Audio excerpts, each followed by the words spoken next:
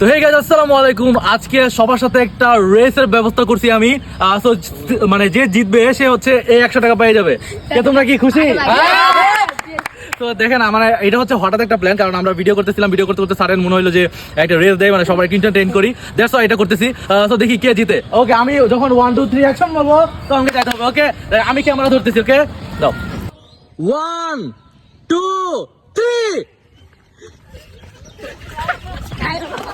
কে কে কে কে কে কে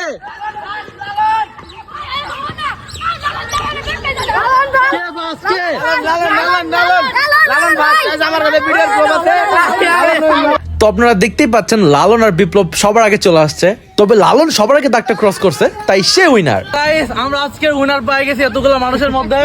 লালন!